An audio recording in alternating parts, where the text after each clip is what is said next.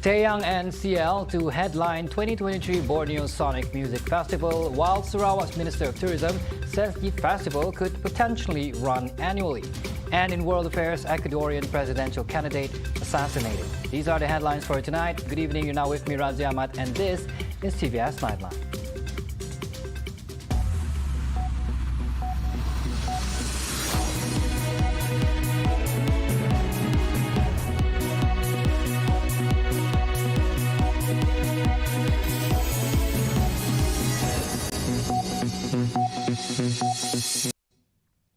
Ecuadorian presidential candidate Fernando Villavicencio was shot dead following his departure from a campaign event in Quito just days prior to an election where the central issue is the escalation of violence and crime. President Guillermo Lasso officially confirmed the tragic incident, emphasizing that the perpetrators will not go unpunished. In a telecast address delivered past midnight, Lasso affirmed that the elections would proceed as scheduled, albeit under a 2-month state of emergency, during which military personnel will safeguard polling stations. El repudiable asesinato del candidato a la presidencia de la República, Fernando Villavicencio. Quiero decirle, y la democracia no claudica ante la brutalidad de este asesinato. Meanwhile, a suspect involved in the killing perished from injuries sustained during the subsequent shootout, with 6 individuals taken into custody in connection with the attack. The assassination occurred against the backdrop of an alarming uprise in violent crime within the compact South American nation, as rival drug trafficking gangs perpetrate prison massacres and homicide rates have more than doubled between 2020 and 2022. Villavicencio stood among 8 presidential contenders in the upcoming elections set for 20th August. Hailing from the Andean province of Chimborazo, he represented the Build Ecuador movement. Additionally, he formerly served as a union member at the state oil company Petro Ecuador and later pursued a career as a journalist who exposed alleged losses amounting to millions in oil contracts. Meanwhile, back in Sarawak, the Ministry of Tourism, Creative Industry and Performing Arts, under the leadership of Minister Dato Sri Abdul Karim Rahman Hamzah, will initiate an assessment of the viability of establishing the Borneo Sonic Music Festival as an annual event. Well, we'll see how it goes in the first trial. If it ends up to be like 1975, that will be the first and the last. But I'm very, very confident of homegrown event group, and I'm very, very confident also of Asian artists. They are much more disciplined, they are much more well-mannered. Well, if they are good down here this year, if they come again next year, we will look into it. He added that his ministry will rigorously review each artist before granting them permission to perform at BSMF 2023. Of course, behind the scene kita tengok juga, kita check who is this artist that are going to be performing. We have confidence in the name, in those names that we have. We do not want artis yang sedikit sebanyak pernah buat havoc dalam performance yang lain. Macam 1975 kalau kita lihat di Qatar, dia pun buat hal, di sana pun dia buat hal. Artis macam tu sepatutnya dari mula lagi tak boleh masuk. But we don't have that problem with the names that I mentioned just now. He said during the BSMF 2023 press conference at 2nd Baitul Makmur building on Thursday. The BSMF 2023, one of the state's largest music events, is set to witness the presence of international and local artists at Stadium Negeri from October 6 to 7, 2023. Four prominent figures in the K-pop scene are set to take the spotlight as headliners for the debut Borneo Sonic Music Festival 2023, scheduled to grace the Sarawak Stadium stage from October 6 to 7. Touted as Borneo's biggest music event, Minister of Tourism, Creative Industry and Performing Arts Sarawak, Dato' Sri Abdul Karim Rahman Hamzah, revealed that the festival's lineup will showcase a fusion of local and international talent, with acts from Australia and the United States. The first one, I'm going to mention down here, the artist is TAEYANG. The second name is CL, who has rise to fame as a member of the groundbreaking girls group 2NE1. The third one is Suho, the leader of EXO. The fourth artist that is going to be brought in is a lady, Hyo, and has been a prominent feature in Girls' Generation. The lineup will include the renowned American artist Havana Brown, the legendary American rapper and Grammy Award winner Fat Man Scoop, and of course Malaysian very own musical gem Ning by Zura. At the same time, Managing Director of BME International Sundrian Berhad and the event organizer Stephen O has set an ambitious goal of attracting a crowd of over 30,000 festival goers to the exhilarating two-day affair. In fact, this time we're not bringing one, we are bringing four. K-pop is not just a trend, it has a mass global following which is shown no sign of slowing down. Commencing from August 18th, tickets for BSMF 2023 will be conveniently available for purchase online, featuring a pricing spectrum spanning from 488 to 1,288 ringgit.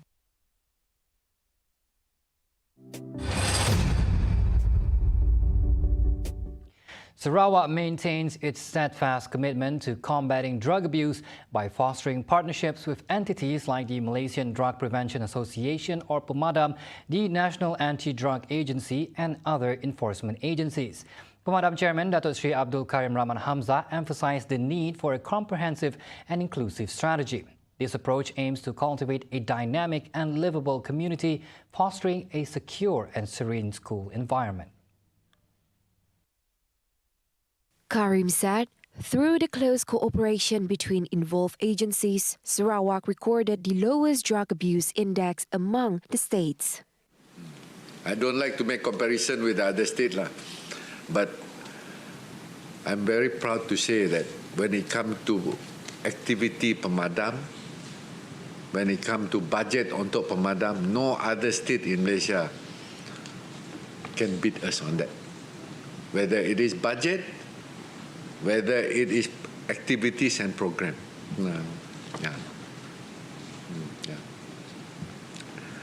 And the result shows.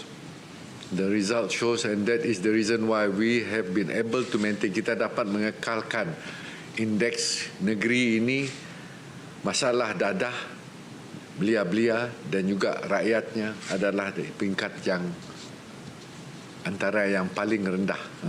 Walaupun negeri kita tu sama besar dengan seluruh semenanjung Malaysia. He said this during a media conference for the handing over of a Drug Prevention Education poster PPDA to the Director of the Education Department at the Baitul Makmur building in Kuching on Thursday. At the same time, Karim, who is also Minister of Youth, Sports and Entrepreneur Development, reiterated that the problem of drug abuse in Sarawak is under control. Well, what I can say, the drug problem in Sarawak is considered to be terkawal. We are the state which has got among the least. We might not be the least when it comes to index, drugs index, but we are among the, if I'm not mistaken, the paling nombor 3 kan, nombor 4 kita nak. Sekolah menurun tak? Dari segi bilangan murid yang positif, ia telah menurun. Nah, kalau tahun 2019 jumlah murid positif 274. Tahun 2020 jumlahnya 141. Tahun 2022 menurun lagi 116. Tahun 2023 this year, walaupun kita sudah sampai ke bulan 7, bulan Julai, until June hanya 12 kes. Ini menunjukkan bahawa apa yang telah usaha dijalankan oleh kita tercapai. Kita bergantung kepada kes-kes macam indeks macam ini, survey macam ini. Only 2 days left for the Cebu Street Parade scheduled for August 12.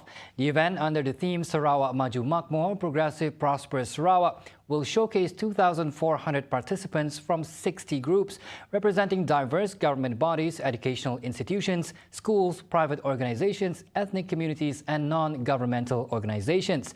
Visitors will enjoy live concerts by prominent local artists, including Miss Juan, Hyperact Band, Airlifts, and Romulus Walter. The Honorable Premier Sarawak, Dato' Patinggi Tan Sri Abang Johari Tun Openg, will be the guest of honor, accompanied by Sarawak Minister of Tourism, Creative Industry and Performing Arts, Dato' Sri Abdul Qayyum Rahman Hamzah, who oversees the event.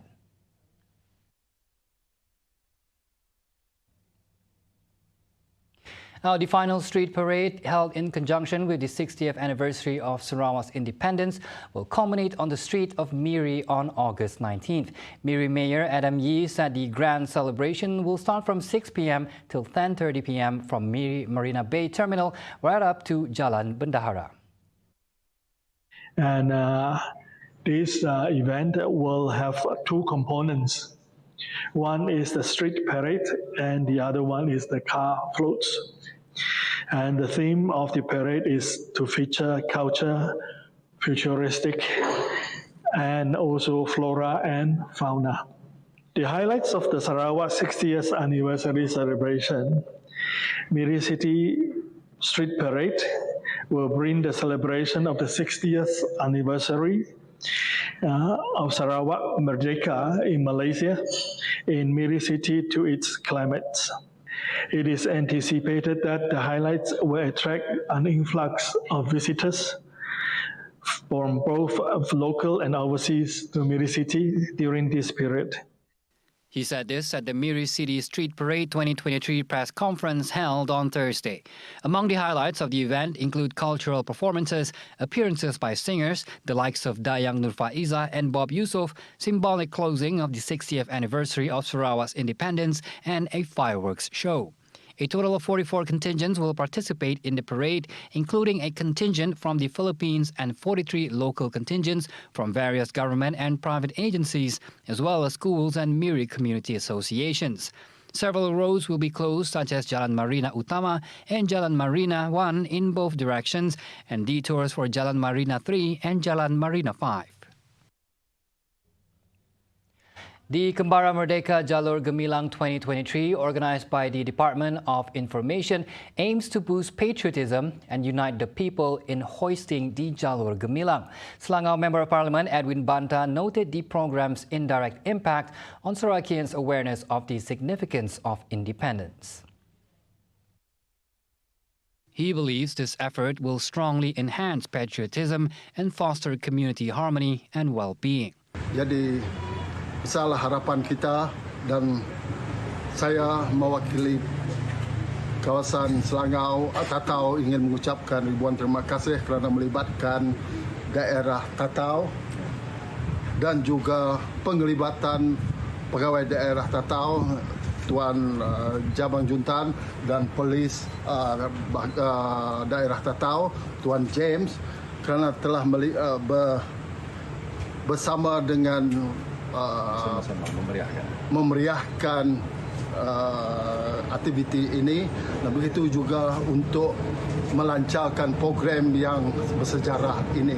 Besarlah harapan juga agar rakyat jelata mengambil iktibar dari apa yang dianjurkan di sini, apa yang kita hendak capai, dan semoga kita dapat mengekalkan keharmonian, kaum dan juga kesejahteraan kehidupan seharian. Thank you very much. He shared these remarks with the media after launching the convoy in Tatau on Wednesday.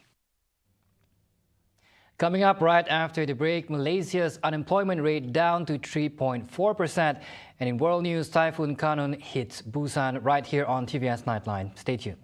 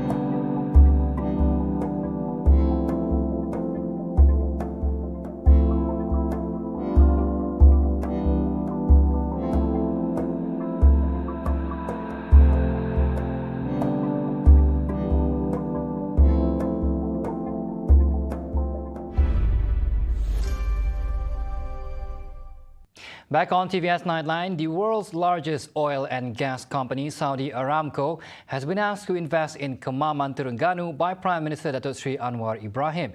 He said the company's chairman, Yasir Al-Rumayyan, had expressed interest in making Johor the hub for its expansion in the Southeast Asian region. Saya kata tak apa boleh masuk belah Kemaman. Saya beritahu suruh pergi ke Kemaman. Meanwhile, Anwar said that when the young Dipertuan Agong Al Sultan Abdullah Ri'aituddin Al Mustafa Billah Shah performed the Hajj recently, King Salman Abdul Aziz Al Saud of Saudi Arabia and Crown Prince Mohammed Salman bin Abdul Aziz Al Saud informed that the country agreed to make Malaysia its largest investment hub in Southeast Asia. Minister of Communications and Digital Fahmi Fadzil has rectified that no directives were issued to the Malaysian Communications and Multimedia Commission (MCMC) to implement blocks on any individual or platform. This was in response to the recent news report regarding the blocking of the Malaysian news portal Utusan TV by the Commission. Fahmi stressed that he has not yet received any reports regarding the matter from the MCMC. However, he intends to request the necessary details from the Commission. I believe media should be free. I have not received any report from MCMC on this. I will ask them what's going on. Tapi I didn't give any instruction. I have given no instruction to MCMC to block anyone, whether it's media or social media. No instruction has come from me or my office. For example, sometimes if police reports are lodged or if complaints are lodged by the public, MCMC has their own powers and they can do that. Sometimes reports come in from the police. He told the reporters after the launching of Awesome Digital Advertising Fund on Thursday. Recently, media reported that Utusan TV news portal has been inaccessible since Monday after it was allegedly blocked by the MCMC. At the same time, Utusan Malaysia has also issued a notice stating that its publication and parent company Media Mulia Sdn Bhd have no relations to Utusan TV. The enforcement of the anti-stalking law against an individual charged with the offense today serves as a wake-up call and a valuable lesson for both the community and individuals engaging in stalking behavior. Minister of Women, Family and Community Development, Dato' Sri Nancy Shukri, emphasized that such obsessive behavior will no longer be tolerated, stating that strict measures can now be applied against those who commit such offenses. Kita merasa lega lah kerana akhirnya anti-stalking law ini dapat dikuatkuasakan. Sebelum ini walaupun dia telah diluluskan tapi SOP-nya belum sempurna, maka sebab itu tindakan belum dapat diambil. Alhamdulillah semalam kes yang pertama melibatkan kes anti-stalking law itu dikemukakan di mahkamah. Ini akan menjadi eye opener lah kepada masyarakat kita, mana mereka yang mempunyai amalan yang mirip-mirip kepada menghintip tu, maka fahamlah tidak dapat dilakukan semena-mena begitu saja lagi kerana sudah ada undang-undangnya dilaksanakan dalam negara kita. She said this after officiating at the KPWKM at Anti-Sexual Harassment Advocacy Program, which was also attended by Deputy Minister Aiman Athirah Sabu. Earlier today, a 37-year-old part-time event management consultant was charged in the Magistrates Court in Shah Alam for stalking a female photographer for 8 years, thus making him the first person to be charged under the new Section 50A subsection 1 of the Penal Code. Things are looking up as Malaysia's unemployment rate was down to 3.4% in June 2023 from 3.5% recorded in the previous month. In the latest report released by the Department of Statistics Malaysia, the stable labour market in June was contributed by the continuous increase in the number of employed people.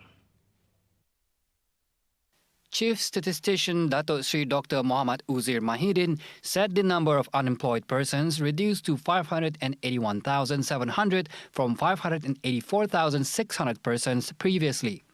The number of employed persons in June 2023 remained on a positive trend with a month-on-month increase of 0.2% to record 16.31 million persons in June 2023 compared to 16.28 million persons previously. In June 2023, the labor force participation rate, LFPR, remained steady at 70%. Among the employed, 74.4% were categorized as employees, showing a slight 0.1% increase to reach 12.30 million individuals. Additionally, the number of own-account workers rose by 0.5% to 2.95 million persons from the previous 2.94 million. The unemployment rate for youth aged 15 to 24 remained at 11%, while for those aged 15 to 30, it decreased by 0.1 percentage points to 6.9%, with 446,800 unemployed youths compared to 448,600 before. For Q3 2023, the labor force continued to grow, rising by 0.5% to 16.73 million individuals from 16.65 million in Q1. The trend is expected to continue steadily in the upcoming months. The Education Ministry is refining a distinctive mechanism, a specialized model to establish the criteria for selecting suitable locations for constructing innovative special schools aimed at hardcore poor families. Its Minister Fadilina Siddiq highlighted that this unique model emphasizes poverty-related concerns, the allocation of assistance, and reinforcement of the school environment. These factors are central to the decision-making process before identifying strategic construction sites. Keseluruhan sekolah itu. Dia sekolah itu jangan salah faham ya. Sekolah ini bila kita sebut model khas maknanya kita bercakap tentang akses. Mana tempat yang paling sukar untuk anak-anak ini pergi ke sekolah mendapat akses pendidikan. Di situlah sekolah model khas untuk anak-anak miskin ini akan didirikan. Jadi model khas ini kita akan bagi tumpuan berdasarkan pada kriteria jawatan kuasa ya Datuk ya yang akan ditetapkan kemudian. Soalan lain? She said this when met by the media after mingling with students of Malaysian National Character Building Program for post-secondary students at Dewan Datuk Haji Ahmad Saleh. On Sunday, she conveyed that her ministry is actively working towards fulfilling the Prime Minister's Datuk Seri Anwar Ibrahim goal of establishing a new school specifically catering to children from the country's hardcore demographic. The plan is to launch this new school initiative next year.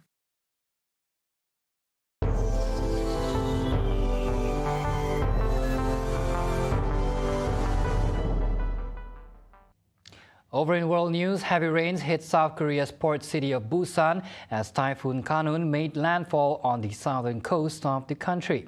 Korean Meteorological Administration said the cause of the downpour was by humid air from Kanun, and the heavy rain is expected to lash a wide swath of southern South Korea. Kanun was over the ocean and passed between Kyushu, Japan's southwestern main island, some 860 kilometers from Tokyo, and the Korean peninsula. The typhoon was moving northward at a speed of 22 kilometers per hour, and its intensity was forecast to diminish to medium. Warnings had been issued across South Korea, with over 330 flights cancelled and more than 10,000 people evacuated. South Korea is still recovering from the intense monsoon rain last month, when more than 40 people were killed in floods and landslides, including 14 in a flooded tunnel.